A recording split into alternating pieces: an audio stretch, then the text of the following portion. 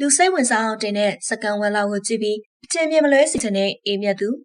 ထိုင်ဆိုတာကချင်းမွက်နာတဲ့အပြစ်ကိုလည်းများများပြောရတယ်ကျွန်တော်ကလည်းစိတ်မြန်တဲ့ခန်းစားတော့ response ရမ်းမြန်တဲ့ခန်းစားတော့ဒီ show လိုက်ကအများကြီးစင်စင်စရာတွေပညာယူစရာတွေအများကြီးရတယ်ကျွန်တော်ကတော့မင်းသမီးလေးအချက်ခံချင်တာပေါ့ကို့ကိုမုံရင်ပေးကြိုက်ပါမလဲအမုန်းခံအောင်မှကြောက်တာပေါ့တချို့ကြတော့လေအဆအဆုံးမကြည့်ဖြစ်ပဲနဲ့လူစိတ်ဝင်စားအောင်တင်တဲ့စကန်ဝက်လောက်လေးတွေကြည့်ပြီးတော့ကျွန်တော်အထင်မြင်လွဲတာလေးတွေရှိပါတယ်